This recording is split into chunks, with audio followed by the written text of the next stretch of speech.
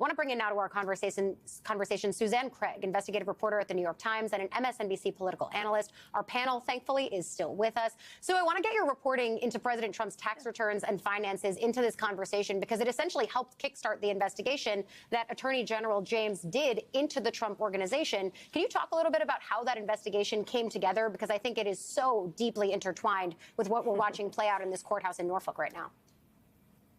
Yeah, it goes back to origin stories. And that investigation started back in 2016. And it was a simple question for reporters. This is often where reporting starts, just with a question from an editor, what do we know about Donald Trump's finances? And the answer was actually very little. And during the campaign, I always think it's so important to go back and remember, during that period, he promised, when he was running, he promised American voters several times that he was going to release his tax returns. He never did. And so the New York Times just wanted to know more about his finances. And that started kind of an odyssey that continued for years as he got into power. And we continued to look at his finances. We didn't necessarily, it would have been great if we got his taxes, we did. But we just broadly wanted to know more about his money.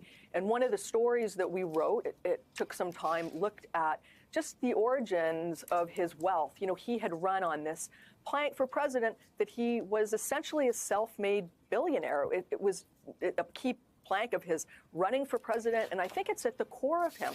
And we wanted to learn more about the origins of his money, and we found out, in fact, he got hundreds of millions of dollars from his father over the course of his life.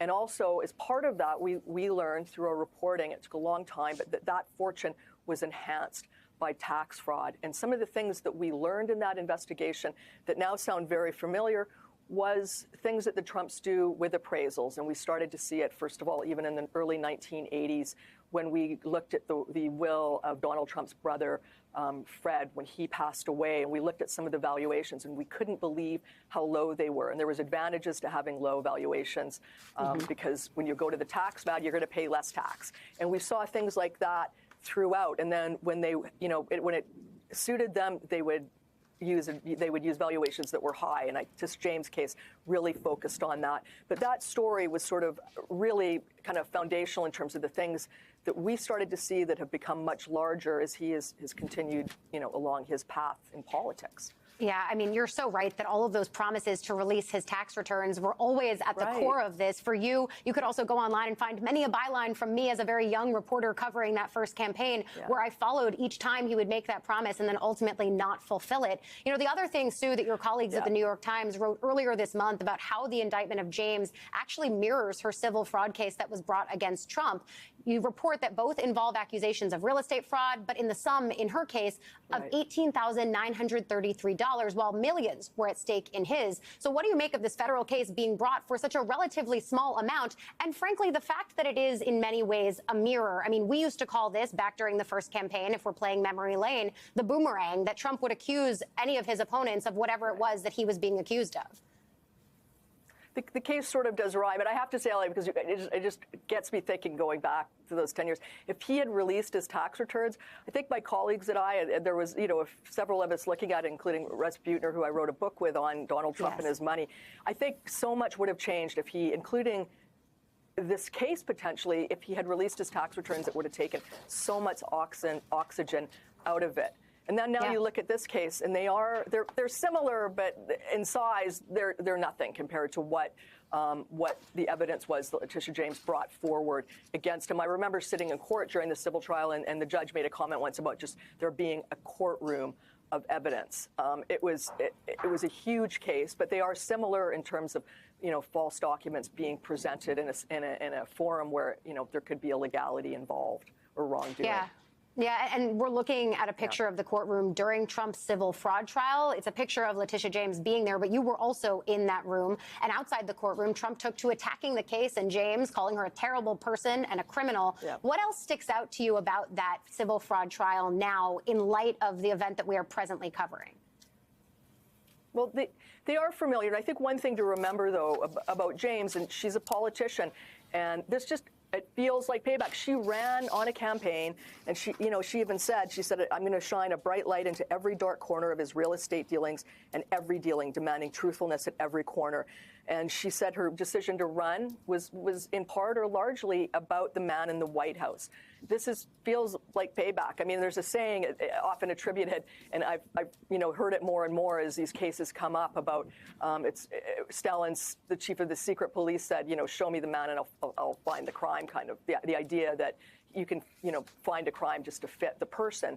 That's what this feels like. It feels beneath the Justice Department. But I think at this point in time, we're just beyond that kind of discussion. These are going on. I don't, I think some viewers may know he's coming after the New York Times and the reporting of my colleagues and me over his finances. He's suing us for $15 billion. We feel the suit is out without merit. Norfolk, Virginia. The federal indictment of New York Attorney General Letitia James for alleged bank fraud and false statements in a 2020 mortgage application has ignited accusations of political retribution, as it eerily mirrors the civil fraud case she successfully prosecuted against President Donald Trump's business empire. The case, unfolding in a Norfolk courtroom, stems from a $109,600 loan James allegedly misrepresented as for a secondary residence to secure a lower rate while renting it out. With only $18,933 at stake, the charges pale against the millions in Trump's fraud case, raising questions of selective prosecution tied to Trump's public vendetta against James. Investigative reporting by the New York Times, pivotal in sparking James's probe, began in 2016 with a simple question: what do we know about Trump's finances? Despite campaign promises to release his tax returns, never fulfilled, reporters uncovered hundreds of millions inherited from his father, Fred Trump, bolstered by tax fraud. Early 1980s documents, including Fred's will, revealed suspiciously low valuations to dodge taxes, contrasted with inflated appraisals when beneficial. They'd use low valuations for tax purposes, high ones for deals, a reporter noted, pattern central to James's civil case, which exposed a courtroom of evidence of fraudulent real estate practices.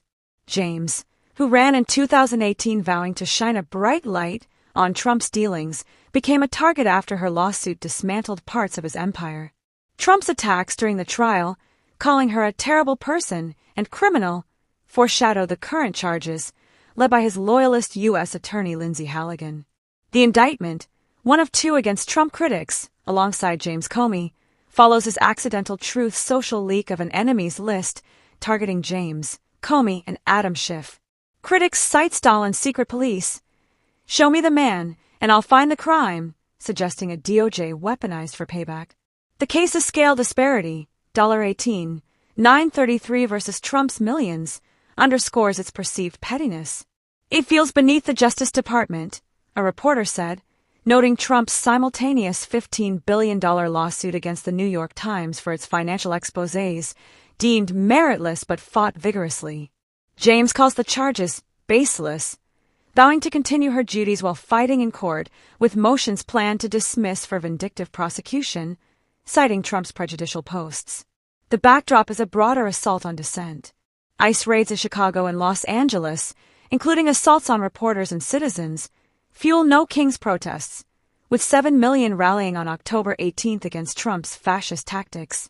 House Speaker Mike Johnson's shutdown brinkmanship, rejecting ACA subsidies risking 75% premium hikes, amplifies tensions, with Hakeem Jeffries accusing GOP sabotage. Governors like J.B. Pritzker, 5-0 in court against Trump's guard federalizations, vow local prosecutions for law-breaking agents, challenging federal immunity. James's case, like Comey's, teeters on Trump's public admissions, risking judicial dismissal. A 282 former DOJ official's letter decries a Nixon-level assault on independence, while midterms loom and Epstein-file petitions hit 218 signatures. The Norfolk courtroom, now a battleground, tests whether Trump's boomerang accusations, mirroring his own crimes, will hold. James's probe, born from tenacious reporting, exposed Trump's fraud. Now, her indictment reflects his playbook: accuse foes of your own sins. As courts weigh evidence against vendetta, the nation watches a democracy stretch thin, with protests and legal battles signaling a people unbowed.